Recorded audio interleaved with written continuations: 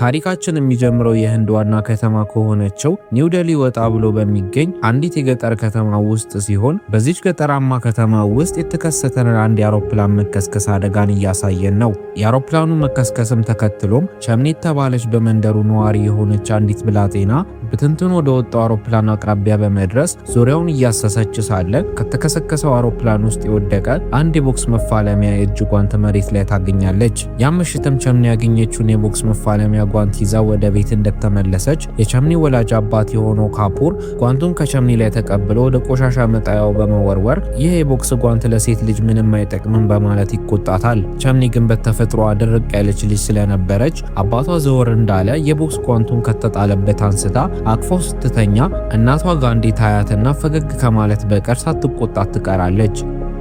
ይህ ከሆነ ከ8 ዓመታትም በኋላ ቸምኒ አሁን ላይ አድጋ የሃይስኩል ተማሪ ብትሆንም ግን ኃይለኝነቷ የሴት እስከማይመስል ድረስ እየባሰ ስለመጣ ቤት ውስጥ ከአባቷ ጋር መጨቃጨቅ፣ ትምህርት ቤት ደግሞ ከጎረምሶች ጋር መደባደብ የሁል ጊዜ ስራዋ ይሆናል። አንድ ቀንም ላይ ቸምኒ ክሪሽ ከተባለ የትምህርት ቤታቸው ቦዘኒ ልጅ ጋር በአንዱ ጉዳይ ተጣልተው መደባደብ እንደጀመሩ ክሪሽ ከቸምኒ አንጻር ጉልበት ስለነበረው ቸምኒን ገፍትሮ መሬት ላይ ጥላታል። ቸምኒ ግን መሬት ስትወርቅ ከመፍራት ይልቅ ጭራሽ እልህ ይዟት ክሪሽን የትም እንደሄድ እግሩን ይዛ ድብድቡን ለመቀጠል ትወስናለች። ክሪሽ ግን በቸምኒ እልህ ተደናግጦ እግሩን እንደምንም በማስለቀቅ ቸምኒን ጥሏት ይሄዳል። ምሽት ላይም ቸምኒ የበለዘ ፊቷን እንደያዘች ቤት በመሄዷ ወላጅ አባቷ ካፑር ቸምኒ ከሴቶች በተለየ ሁኔታ ሁልጊዜ የተደባደበች የምትመጣው ነገር እንደመረረው በመግለጽ ቸምኒ ላይ የቁጣ ውርጅብኙን ያወርድባት ይጀምራል። ቸምኒ ግን ለመጣላቷ ምክንያት እሷ እንዳልሆነችና ሳይደርሱባት ማንንም እንደማትነካ ለማስረዳት ብትሞክርም አባቷ ካፑር ግን የቸምኒ ምክንያቶችን በሙሉ ውድቅ በማድረግ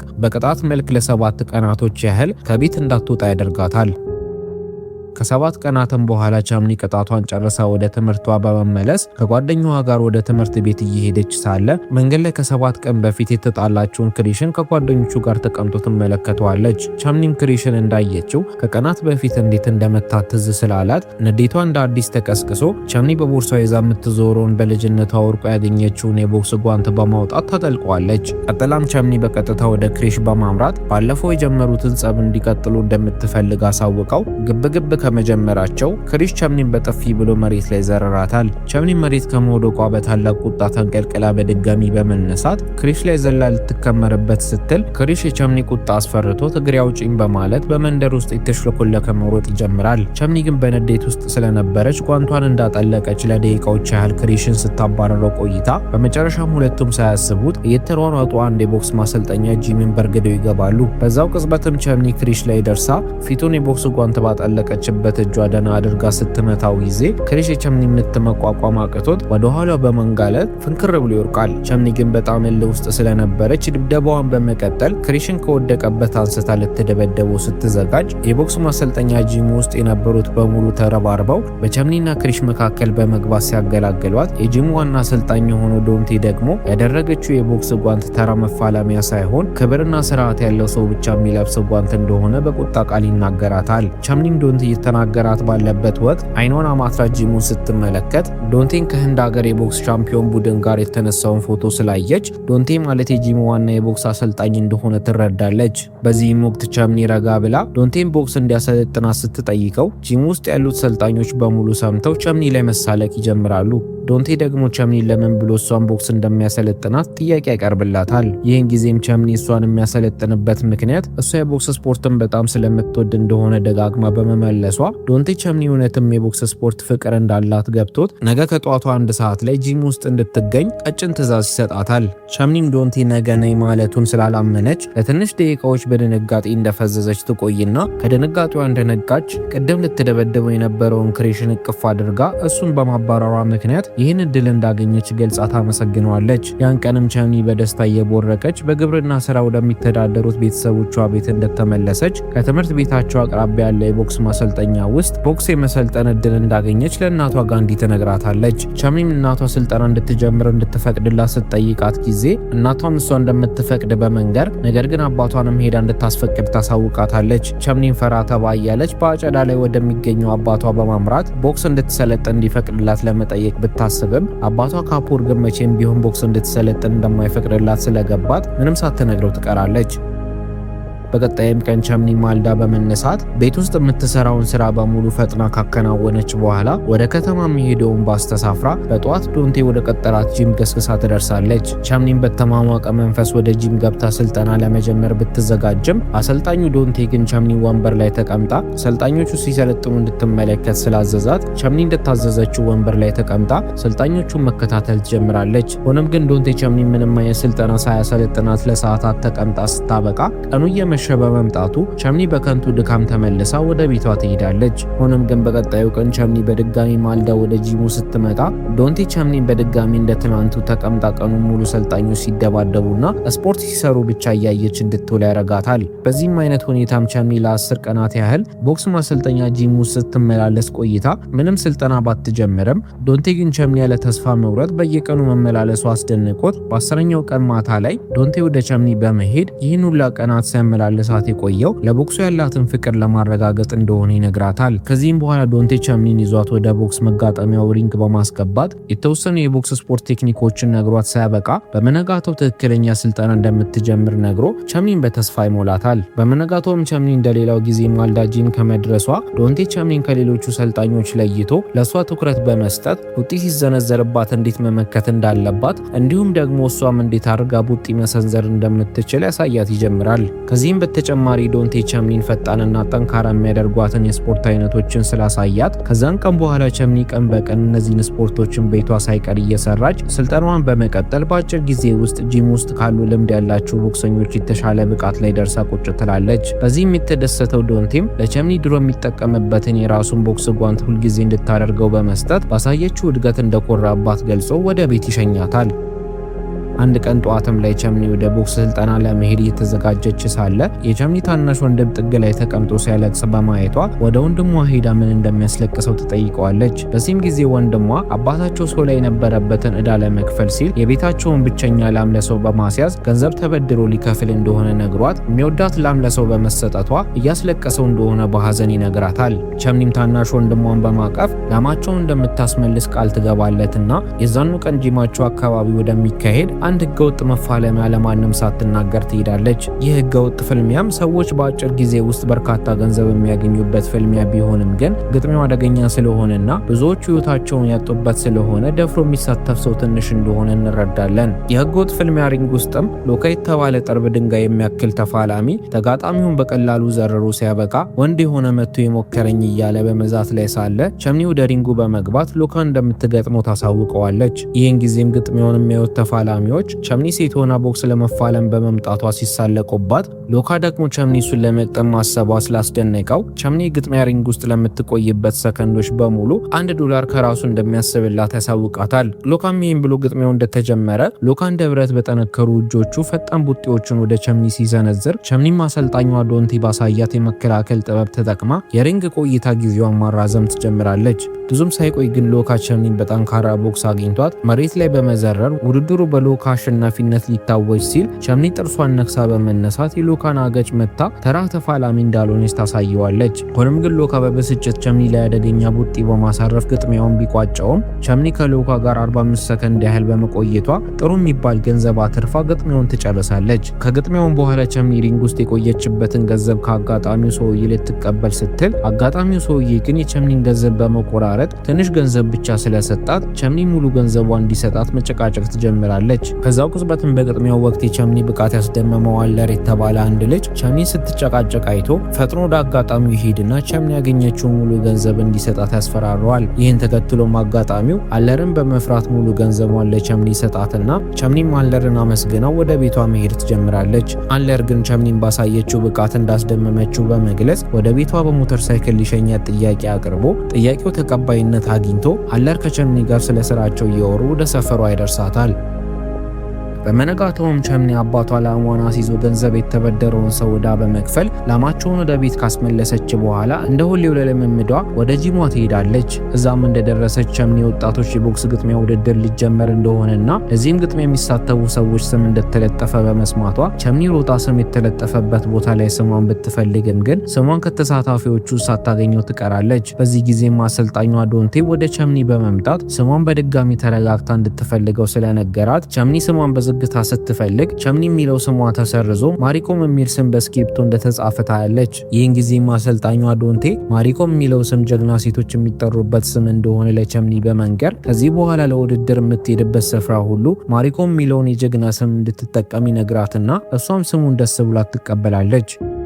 ይህ ከሆነ ከሳምንት በኋላም የወጣቶች የቦክስ ስፖርት ውድድር በመጀመሩ ቸምኒም ማሪኮም በሚለው አዲስ ስሟ የተጠራች የግጥሚያ ሪንግ ውስጥ በመግባት ከተፎካካሪዋ ቦክሰኛ ጋር ፍልሚያዋን ትጀምራለች። ቸምኒም ግጥሚያው እንደተጀመረ በሙሉ ጉልበቷ በመፋለም ተጋጣሚዋ ምንም እድል ሳትሰጣት 6 ዙሮች ከቆዩ በኋላ 6ኛው ዙር ላይ ቸምኒ ተጋጣሚዋን በምትሃታዊ ቦክስ በመጀለጥ መሬት ላይ ትዘርራታለች። ይህን ተከትሎም ቸምኒ ለመጀመሪያ ጊዜ ቻምፒዮን በመሆን የወርቅ ሜዳሊያ ስታጠል በሷም ስኬት አሰልጣኟ ዶንቴ እንዲሁም ጓደኛዋ አለር ከፍተኛ ደስታ ይሰማቸዋል። ይህ ከሆነ ከቀናትም በኋላ የቸምኒ አባት ካፖር መንደር ውስጥ የሚገኝ ሻይ ቤት ውስጥ ሽልጦ በሻይ ሊበላ ገብቶ ሳለ ሁለት ሰዎች ጋዜጣ ላይ የወጣውን የቸምኒን ድል ዜና እያነበቡ ሴት ልጅ እንደ ወንድ ቦክስ መጋጠሟ በጣም አሳፋሪ ነገር ከመሆኑ በተጨማሪ ቤተሰብንም ማሰደብ እንደሆነ ሲያወሩ ካፖር ይሰማል። በዚህም ጊዜ ካፖር ቤተሰቧን አሳዳቢ የተባለችው ሴት ማን እንደሆነች ለማየት ጋዜጣውን ተቀብሎ ሲያይ ጊዜ የልጁ ቸምኒ ፎቶ በጉሉ ተቀምጦ በማየቱ ካፖር እሳት ጎርሶ ወደ ቤት በመግባት የቸምኒን ልብስ ከቁም ሳጥን ውስጥ ማውጣጣት ይጀምራል።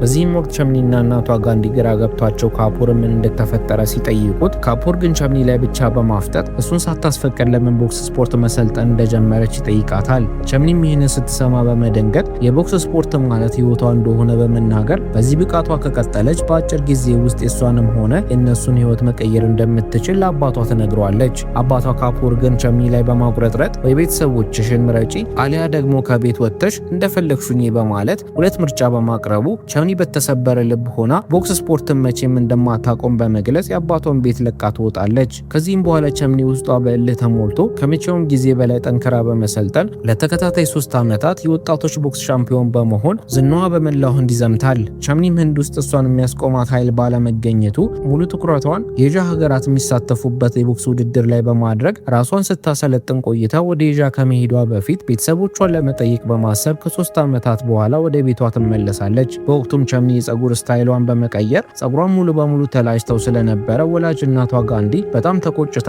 የሴት ልጅ ክብሯ ጸጉሯ እንደሆነ በማስተማር ቸምኒን ጸጉሯን ከዚህ በኋላ እንዳትቆረጥ ታሳስባታለች። ይህንንም የተነጋገሩ ሳለ ቸምኒ አባት ካፖር ወደ ቤት ቢመጣም ግን ቸምኒ ዞር ብሎ እንኳን ሳያት አጉረምርሞ ቤቱን ለቆ ይወጣል። ከቤተሰቧም ጥየቃ በኋላ ቸምኒ ወደ ኤዥያ የምትሄድበት ዋዜማ ቀን ላይ ጓደኛዋ አለርን አግኝተው የወሩ አብረው ሲሄዱ ቸምኒ አባቷ ካፖር ቦክሰኛ በመሆኗ እስካሁን ድረስ እንደዘጋት በተሰበረ ልብ ትነግሯለች። አለርም አባቷ አንድ ቀን ምን ያህል ጀግና ልጅ እንዳለችው እንደሚረዳ ነግሮ ቸምኒን በማጽናናት ኤርፖርት ድረስ ይሸኛታል። ከተወሰኑ ቀናትም በኋላ ቸምኒ ከሀገር ውጭ የምታደርገው ግጥሚያ በቀጥታ ቴሌቪዥን መተላለፍ በመጀመሩ የቸምኒ እናት ባሏ ካፖርን ልጁ ቸምኒ ቦክስ ስትጋጠም ለማየት የመንደሩ ሰው ሁሉ ስለተሰበሰበ አብሯቸው እንዲያይ ብትጠራውም ካፖር ግን ለሚስቱ መልስም ሳይመልስላት ይቀራል። ከደቂቃዎችም በኋላ ግጥሚያው ተጀምሮ ቸምኒ እንደወትሮ ሁሉ ተጋጣሚዋን መቀጥቀጥ ስትጀምር ውድድሩን በቲቪ የሚያዩት የቸምኒ ሰፈር ሰዎችም ለቸምኒ ሞቅ ያለ ድጋፍ በማሳየት ድጋፋቸውን አጠናክረው ይቀጥላሉ። ይህ በእንዲህ እንዳለም ሁለተኛው ዙር እንደተጀመረ ግን ቸምኒ ተጋጣሚ አየላ በመምጣት ቸምኒን በቦክስ ስታጣደፋት ጊዜ ውድድሩን በቲቪ ሲያዩ የነበሩት በሙሉ ደንግጠው ድምጻቸው ጸጥ ረጭ ይላል። ካፖርም ሲንጫጩ የነበሩት ደጋፊዎች በሙሉ ለምን ዝም እንዳሉ ለማየት ወደ ቴሌቪዥኑ ሲመጣ ልጁ ቸምኒ በተጋጣሚው የቦክስ ውርጅብኝ ሲወርድባት በመመልከቱ ካፖር ውስጡ የተዳፈነው የአባትነት ፍቅሩ ገንፍሎ ወጥቶ የመንደሩን ሰዎች ድጋፋቸውን እንዳያቋርጡ በማሳሰብ እሱም ለመጀመሪያ ጊዜ ልጁን ስትፋለም ማየት ይጀምራል። ሶስተኛውም ዙር ቦክስ ግጥሚያው እንደተጀመረም ቸምኒ ከምንም በላይ ተጠናክራ በመምጣት ተጋጣሚዋን 3 ብቻ ስስ ብልቷ ላይ መታ ውድድሩን በዘረራ በማሸነፍ ቸምኒ የኤዥያን ሻምፒዮንነት ያገኘች የመጀመሪያው ህንዳዊ በመሆን ታጠናቀቃለች። ይህን ተከትሎም በቲቪ ሲያዩት የነበሩት በሙሉ በደስታ ሲቦርቁ የቸምኒም አባት በልጁ ድል እንባው ሳያስበው ከአይኑ ገንፍሎ የደስታ ሲቃ ሲተናነቀው ያመሻል። ከድሉም ማግስት ቸምኒ ወደ ትውልድ ሀገሯ እንዲሁም መኖሪያ መንደሯ ስትመለስ የቸምኒ ሰፈር ሰዎች ሞቅ ደመቅ ያለ አቀባበል አድርገው እየጨፈሩ ይቀበሏታል። በዚህም ጊዜ የቸምኒ አባት ካፖር ቸምኒን መቅረብ አሳፍሮት ራቅ ፈቀቅ ብሎ የተመለከተ ሳለ ቸምኒ ምንም ሳትናገር ወደ አባቷ በመሄድ ወደ የእጅ ሰዓት አምጥታ እጁ ላይ ታስርለታለች። በዚህም ጊዜ ካፖር እስከ ዛሬ ድረስ እሷ የምትወደውን ነገር ለማድረግ ስትሞክር ፍቃዱን ባለመስጠቱም ማፈሩን ገልጾ ይቅርታ ሲጠይቃት ቸምኒ አባቷን ምንም ሳትለው ጥብቅ አድርጋ በማቀፍ ፍቅሯን ታሳውቀዋለች። ያን ዕለትም አንዲት ሴት ጋዜጠኛ ወደ ቸምኒ በመምጣት ቸምኒ ላመጣችው ድል እንኳን ደስ አለሽ ካለቻት በኋላ እንደሷ ሁሉ ለምን ሌሎች የህንድ ቦክሰኞች በዓለም አቀፍ ደረጃ ውጤታማ ሊሆኑ እንዳልቻሉ ትጠይቃታለች። በዚህም ጊዜ ቸምኒ ያለምንም ፍርሃት ይህ የሆነበት ምክንያት የህንድ ቦክስ ፌዴሬሽን ሙሰኛ ስለሆነ እንደሆነ በመተንተን ፌዴሬሽኑ ብቃት ያላቸው ቦክሰኞችን መልምሎ ከማሰልጠን ይልቅ ምንም ብቃት የሌላቸውን ነገር ግን ገንዘብ መክፈል የቻሉ ቦክሰኞችን ለዓለም አቀፍ ውድድር ስለሚልክ እንደሆነ ታብራራላታለች። በመነጋታውም የህንድ ቦክስ ሻምፒዮን ፕሬዝዳንት የሆነው ሻርማ ቸምኒ በስልጠና ላይ ሳለች ወደ ጂሟ በመሄድ ትናንት ስለተናገረችው የህንድ ቦክስ ፌዴሬሽንን ስም የሚያጎድፍ ንግግር ይቅርታ እንድትጠይቅ በማዘዝ ምንም እንኳን እሷ ባታመሰግናቸውም እዚህ ደረጃ የደረሰችው በፌዴሬሽኑ ጥረት እንደሆነ ለቸምኒ ያሳውቃታል። ቸምኒ ግን ሻርማ የተናገረውን ንግግር ከቆብም ሳትቆጥረው ጥላው ስለሄደች ሻርማ ደግሞ ፈልቶ ነገር ማውጠንጠን ይጀምራል። ያን ዕለት ምሽትም ቸምኒ ከአለር ጋር ሆና መንገድ ላይ የሚሸጥ ሳምቡሳ ሊበሉ ተገናኝተው የተጨዋወቱ ሳለ ቸምኒ ቤተሰቦቿ ባል እንድታገባ ከመጠን በላይ የጨቀጭቋት እንደሆነ በቀልድ መልክ ለአለር ስትነግረው አለርም ቃሏን ቀበል አድርጎ ፍቃዷ ከሆነ እሱም ብታገባው ደስተኛ ሚስት እንደሚያደርጋት ቃሉን ይሰጣታል። ቸምኒን ከዚህ በፊት ከአለር ጋር የፍቅር ወሬ አውርታ ስለማታውቅ የአለርን የአግቢን ጥያቄ በድንጋጤና በንዴት ስታብሰለስል ቆይታ እምቢም እሺም ሳትለው ትቀራለች። ቸምኒ በሌላ ሀገር አቀፍ ፍልሚያ ሳሻ ከተባለች የጀርመን ቦክሰኛ ጋር ለመጋጠም ወደ ሪንግ ገብታ ፍልሚያው ከመጀመሩ ሳሻ እንደ ነብር ዘላ ወደፊት በመምጣት ቸምኒን በግራ በቀኝ ታጣድፋት ትጀምራለች። ቸምኒ ግን ከወትሮ በተለየ ሁኔታ አለር አእምሮዋ ውስጥ የከተተባት የአግቢን ጥያቄ የተመላለሰባት ስለነበረ ሙሉ ትኩረቷን አታ መደብደቧን ስትቀጥል አሰልጣኟ ዶንቴ ይመለከታታል። የመጀመሪያውም ዙር አልቆ ደውሉ እንደተደወለም የቸምኒ አሰልጣኝ የሆነው ዳንቴ ቸምኒ ትኩረቷን የሰረቀውን ነገር ለጊዜው ረስታ ሙሉ ሀሳቧን ግጥሚያዋ ላይ ብቻ እንድታደርገው ያሳስባታል። ሁለተኛውም ዙር ሲጀምርም ቸምኒ ከመጀመሪያው ዙር በመሻሻል የሳሻን ጠንካራ ምቶች ለረጅም ደቂቃዎች ስትመክር ቆይታ ቸምኒ የተወሰኑ ብጤዎችን ወደ ሳሻ ከመሰንዘሯ ሳሻ ምቱን መቋቋም አቅቷት መሬት ላይ ትዘረራለች። በመጨረሻም ሶስተኛ ዙር ተጀምሮ ቸምኒ ወደ ፍልሚያዋ ከመግባቷ ከታዳሚዎቹ ውስጥ አለር ድጋፉን እየሰጣት ቸምኒ ስትመለከት ጊዜ ሞራሏ ከመቼውም ጊዜ በላይ ጣሪያ ደርሶ ሳሻን ገጥሚያው እንደተጀመረ በቡጢ መሬት ላይ አጋርማ ታሸንፋታለች። ውድድሩን በዘረራ መጠናቀቁን ተከትሎ ሁሉም በደስታ እየጨፈሩ የቸምኒን ድል በማክበር ላይ ሳሉ ቸምኒ ሪንግ ውስጥ እንዳለች ወደ አለር በመመልከት የጋብቻ ጥያቄውን እንደተቀበለችው ነግረው አለርን በእጥፍ እንዲደሰት ታደርጓለች። ከግጥሚያውም በኋላ ግን ቸምኒ ትዳር ልትመሰርት እንደሆነ ለአሰልጣኟ ዳንቴ ስትነግረው ዳንቴ ቸምኒ የብቃቷ ጣሪያ ላይ በደረሰችበት ሰዓት ትዳር ለመስረት ማለቷ በጣም አበሳይቶት ቸምኒ ላይ በቁጣ ይጮህባት ይጀምራል። ቸምኒ ግን ትዳር መመስረቷ ከቦክስ ህይወቷ እንደማያዘናጋት ለዳንቴ ልታስረዳው ብትሞክርም ዳንቴ ግን ትዳር ብዙ ኃላፊነቶች ያሉበት ተቋም ስለሆነ ትኩረቷን እንደሚበታትን በመግለጽ ትዳሩን ትንሽ ብታቆየው ኖሮ አብሮ ብዙ ታሪክ መስራት ይችሉ እንደነበረ ገልጾ ትቷት ይሄዳል። በቀጣዩም ቀን ዳንቴ ቤት ውስጥ ሳለ በሩ ተንኳኩቶ ሲከፍተው ቸምኒና እጮኛዋ አለር አንድ ላይ በመሆን የሰርግ ጥሪ ወረቀት ይሰጡታል። ሆኖም ግን ዳንቴ ይህ የቸምኒ ውሳኔ ምንም ስላላስደሰተው በሩን ቸምኒና አለር ፊት ላይ ጠርቅሞ ቢዘጋባቸውም እነ ቸምኒ ግን የሰርግ ጥሪ ወረቀቱን በበር ስር አሾልኮ ይሄዳሉ። ይህ ከሆነ ከጥቂት ቀናትም በኋላ ቸምኒና አለር ወዳጅ ዘመድ በተሰበሰበበት ጋብቻቸውን ቢፈጽሙም ዳንቴ ግን ሰርጉ ቦታ ሳይገባ ዝግጅቱን ከሩቅ ብቻ ተመልክቶ ይሄዳል። ከጋብቻው በኋላም ቸምኒና አለር ከሀገር ወጣ በማለት ጣፋጭ የጫጉላ ሽርሽር ሲያደርጉ ይቆዩና ወደ ቤት በመመለስ የተወሰኑ ወራትን ያህል ረፍት አድርገው ጥሩም የፍቅር ጊዜን አብረው ሲያሳልፉ ይከርማሉ። አንድ ቀን ግን ቸምኒ ማቅለሽለሽ ስሜት ስለተሰማት የእርግዝና ምርመራ ስታደርግ እርጉዝ መሆኗን ስላወቀች ቸምኒ ይህን ዜና ተጨንቃ ለአለር ስትነግረው አለርም በሰማው ዜና ከመጠን በላይ ተደስቶ ጥርስ በጥርስ ሲሆን ቸምኒ ግን በዚህ ሰዓት ማርገዟ የቦክስ ህይወትን እንዳትቀጥል ጋሬጣ ስለሚሆንባት ሀዘን ውስጥ ትወድቃለች። ከወራት በኋላም ቸምኒ እርግዝናዋ ገፍቶ ቤት ውስጥ ሳለች አንዲት የጅም ጓደኛዋ የቦክስ ግጥሚያዋን እያደረገች በቴሌቪዥን ማየት ትጀምራለች። በዚህም ወቅት ቸምኒ ጓደኛዋ እንደሷ ብቃት ስላልነበራት ቸምኒ በሆን ኖሮ በሚል ቁጭት ስትበሰጫጭ አለር ተመልክቶ ቸምኒ እርጉዝ ስለሆነች ራሷ እንድትቆጣጠር ያሳስባታል። ቸምኒ ምንም እንኳን ቦክስ እንደነፍሷ ብትወድም ግን ከዚህ በኋላ ለቤተሰብ ጊዜዋን መስጠት እንዳለባት ስላመነች በፊዋ ላይ ተደርድረው የነበሩትን የሽልማት ሜዳሊያዎችን በመሰብሰብ ከቤተሰቡ ጋር ለምትነሳው ፎቶዎች ማስቀመጫ ታዘጋጃለች። ከተወሰኑ ወራትም በኋላ ቸምኒ እርግዝናዋ ጊዜ ደርሶ ሆስፒታል በመሄድ ማንም ባልጠበቀው ሁኔታ ቸምኒ መንታ ሴት ልጆችን በሰላም በመገላገሏ አለርን እንዲሁም ቤተሰቦቿን በጣም ደስተኛ እንዲሆኑ ታደርጋቸዋለች። ቸምኒ ልጆቿን ከወለደች በኋላ አብዛኛውን ጊዜ ልጆቿን በመንከባከብ ቤት ውስጥ ማሳለፍ የቀን ተቀን ህይወቷ ሆኖ ቁጭ ሲል አሰልጣኟ ዳንቴ እንዳስጠነቀቃት ሁሉ ቸምኒ ከምትወደው የቦክስ ህይወት ሙሉ በሙሉ በሚባል ደረጃ ትርቃለች። ሆኖም ግን ቸምኒ ያለ ስራ መቀመጥ ስለሰለቻት አንድ ቀን ያመለከተችው የቢሮ ስራ ማመልከቻ በደብዳቤ ይመጣላትና ደብዳቤውን ስታየው ቸምኒ ስራውን መጀመር እንደምትችል ትረዳለች። ሆኖም ግን አለር ቸምኒ በዚህ ሰዓት ቤት ሆና ልጆቿን መንከባከብ እንዳለባት ሊያሳምናት ቢሞክርም ቸምኒ ግን ልጆቿን እሱና እሷን እየተፈራረቁ መጠበቅ እንደሚችሉ ለአለር በመንገር ተጨማሪ ገቢ ለማግኘት የግድ ስራ መስራት እንዳለባት ትገልጽለታለች። በቀጣዩም ቀን ቸምኒ ወደ ስራ ቦታዋ በመሄድ በአለቋ የስራ ሁኔታዋ የተገለጸላት ሳለ ቸምኒ አለቋ የመደባት ስራ ቦታ በጣም ዝቅተኛ የሚባል ስራ መደብ እንደሆነ በመመልከቷ ቸምኒ ያመለከተችበት የስራ ዘርፍ ዝቅተኛው የስራ መደብ እንደሆነ ተነግሯለች። አለቋ ግን ቸምኒ ከፍተኛውን የስራ መደብ ማግኘት ከፈለገች ጉቦ መስጠት እንደሚኖርባት በተዘዋዋሪ ሲነግራት ጊዜ ቸምኒ በሙሰኛው አለቋዋ ተናዳ እሷ ማለት በሀገሪቱ ውስጥ የተከበረች ቦክሰኛ እንደነበረች በንዴት በመናገር አለቋን ሰርባ ስራውን ትታው ትሄዳለች። ቸምኒም በብስጭት ሆና ወደ ቤቷ በባስ እየተመለሰች ሳለ አንዲት ከአባቷ ጋር ሆና ከፊቷ የተቀመጠች ልጅ ቸምኒን አውቃት ወረቀቷ ላይ እንድትፈርምላት ትጠይቃታለች። በዚህም ጊዜ ቸምኒ ወረቀቱን ፈርማሪያ ልጅቷ ብትሰጣትም ግን ይህን ዝናዋን ያስገኝላትንና የምትወደውን ቦክስ ስፖርት መቀጠል አለመቻሏ ውስጧን ክፉኛ ጎርቶት እንዳዘነች ወደ ቤት ትሄዳለች። ቤትም ደርሳ ቸምኒ የተፈጠረውን ነገር በሙሉ ባዘነ ልብ ለባሏ አለር ስትነግረው ጊዜ አለርን ባልተጠበቀ ሁኔታ ቸምኒ ሌላ ስራ መፈለጉን ትታ የምትወደውን የቦክስ ስፖርት እንድትቀጥል ይመክራታል። ቸምኒም በአለር ንግግር በመገረም ወደ ቦክስ ስፖርት ከተመለሰች መንታ ልጆቿን የሚንከባከብላት እንደማይኖር ስትገልጽ አለር ግን እሱ ቤት ውስጥ ሆኖ ልጆቹን የመንከባከብ ኃላፊነቱን እንደሚወጣ አስረግጦ ያሳውቃታል። በቀጣዩም ቀን አለር ቸምኒን ከተኛችበት በጠዋት ቀስቅሶ በማስነሳት እንደ ድሮ ጊዜዋ ሁሉ ትሬኒንግ ማድረግ እንድትጀምር ስላበረታታት ቸምኒን ከአንድ ዓመት የረፍት ጊዜ በኋላ ወደ ስፖርቱ በመመለስ ሰውነቷን በሩጫ ስታማሞቅ እንዲሁም የአሸዋ ከረጢቱን በመደብደብ ቦክስ ስትለማመድ ትቆያለች። ሆኖም ግን ቸምኒ የድሮ አቋሟን መመለስ ከፈለገች ጂም ሄዳ በአሰልጣኟ ዶንቴ መሰልጠን እንዳለባት እሷና አለር ስለተስማሙ በመነጋታው ቸምኒ ፈራ ተባ እያለች ወደ ቀድሟ ጂሟ ትሄዳለች። ቸምኒም የጂሙን በር ከፍታ ገና ወደ ውስጥ ከመግባ ጂም ውስጥ ያሉት ሰልጣኞች በሙሉ በደስታና በፍቅር ቸምኒን ከመቀበላቸው በተጨማሪ የቸምኒ በርካታ የድል ፎቶዎች በፍሬም ተደርገው ተሰቅለው ተመልክታ ቸምኒ በሐሴት ልቧ ሞቅ ይልባታል። ቀጥላም ቸምኒ ወደ ቀድሞ አሰልጣኟ ዶንቴ በመሄድ ልታወራው ብትሞክርም ዶንቴ ግን ምክሩን እምቢ ብላ በማግባቷ ቸምኒን ክፉኛ ተቀይሟት ስለነበረ እንደማያውቃት ሰው ሳያናግራት ዘግቷት ጥሏት ይሄዳል። ቢሆንም ግን ቸምኒ አሁንም ተስፋ ሳትቆርጥ ወደ ሪንጉ በመግባት ከምታውቃቸው ጓደኞቿ ጋር የቦክስ ልምምድ እያደረገች ሳለ አሰልጣኟ ዶንቴ ሰረቅ አድርጎ ይመለከታትና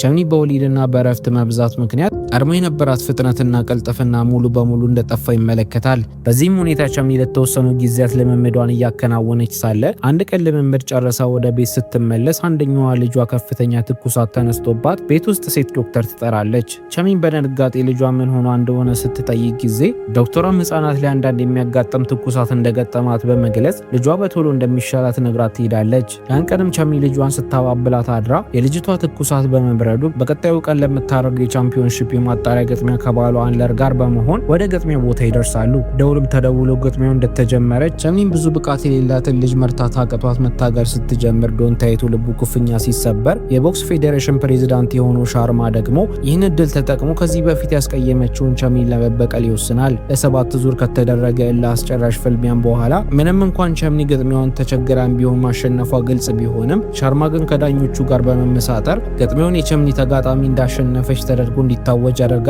ቸምኒ ግን ማሸነፏን በጣም እርግጠኛ ስለነበረች ይህን ሴራ በጎነጎኑ ሻርማና ዳኞቹ ላይ በመቆጣት ከቁጥጥር ውጭ ሆና መሳደብና ሙሰኛ እንደሆኑ መለፍለፍ ስትጀምር ባሏ አለር ደርሶ ቸምኒን ከአካባቢው ዞር እንድትል ያደርጋታል። ያምሽትም ሻርማ በጋዜጠኞች ፊት በመቅረብ ቸምኒ ባሳየችው ያልተገባ ጸባይ ምክንያት የቦክስ ፌዴሬሽኑ ቸምኒን ከስፖርታዊ ውድድሮች እንዳገዳት መግለጫ ሲሰጥ ቸምኒና አለር በቴሌቪዥን ያያሉ። አለርም ወዲያውኑ ይቅርታ ደብዳቤ አዘጋጅቶ ቸምኒ ነገ ወደ ሻርማ ቢሮ በመሄድ የይቅርታ ደብዳቤውን እንድታስገባ ያዛታል። ቸምኒ ግን ሞቼኑ ቆሜ በማለት አለርን ብትቃወመውም አለር ግን ሻርማና የፌዴሬሽኑ ሰዎች አፍ ማዘጋት የምትችለው ወደ ቀድሞ ብቃቷ ተመልሳ ድል ማድረግ ስትችል ብቻ እንደሆነ ነግሮ ቸምኒን ይቅርታ እንድትጠይቅ ያሳምናታል።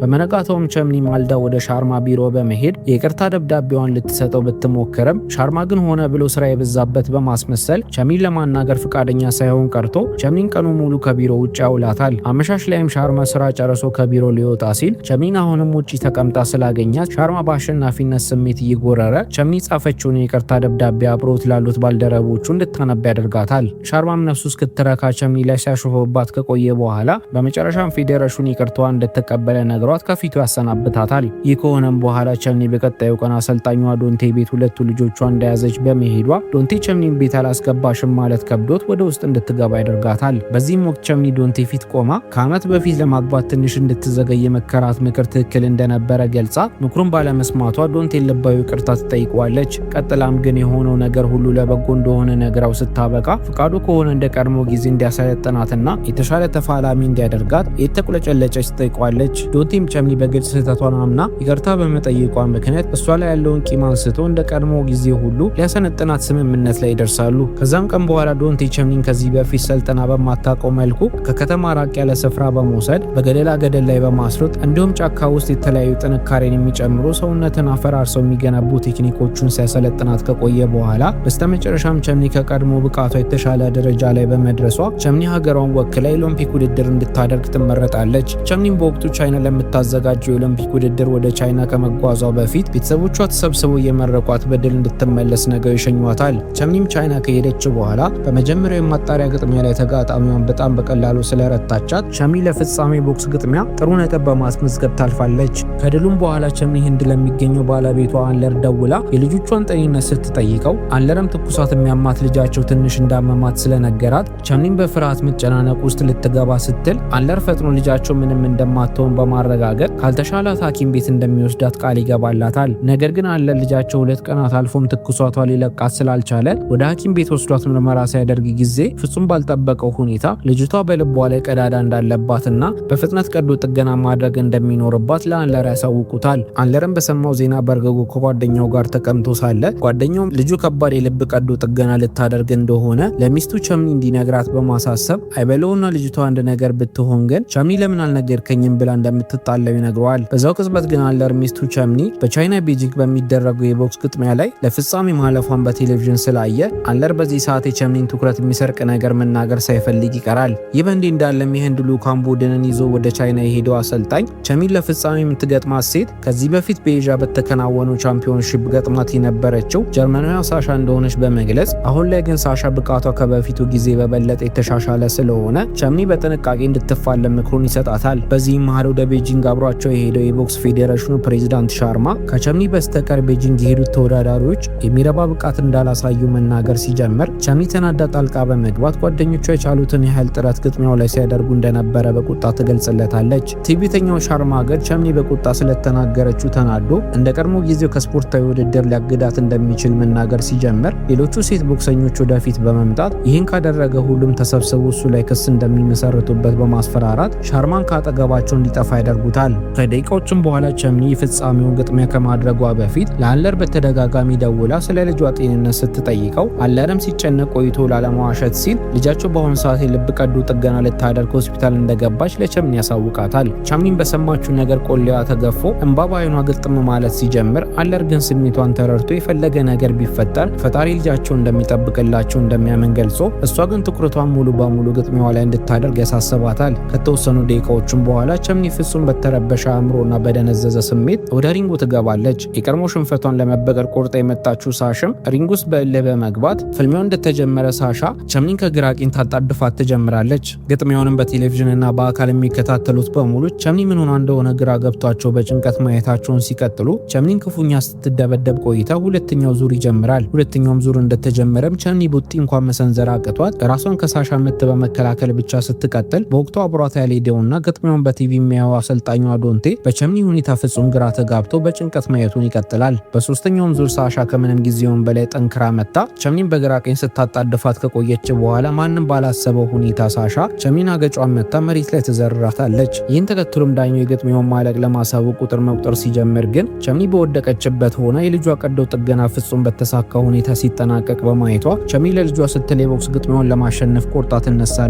ይህን ተከትሎም አራተኛው ዙር እንደተጀመረ ህዝቡን አፉን ባስጫነ ብቃት ሰዓት ቸምኒ አውሬ ሆና በመምጣት ሳሻን በፍጹም ቁርጠኝነት ስትደበድባት ቆይታ እዛው ዙር ላይ ቸምኒ ሳሻን በኃይለኛ ምት በዘረራ በመጣል ቸምኒ ለመጀመሪያ ጊዜ በቦክስ ኦሎምፒክ ውድድር ለሀገሯ ህንድ ወርቅ ያመጣች የመጀመሪያዋ ሴት በመሆን አዲስ ታሪክ አስመዝግባ ቁጭ ትላለች። በመጨረሻም ቸምኒ በአእምሮዋ እንደሳለችው ልጇ ቀዶ ጥገናውን በሰላም አከናውና መጨረሷን ከባሏ አንለር ሰምታ ካረጋገጠች በኋላ ቸምኒን በሺዎች በሚገኙ ተመልካቾች ፊት የሀገሯ ባንዲራ ከፍ ብሎ እንዲውለበለብ እንዲሁም ብሔራዊ መዝሙሯ ተጮህ እንዲዘመር ስታደርግ እያየን ታሪካችን ያልቃል።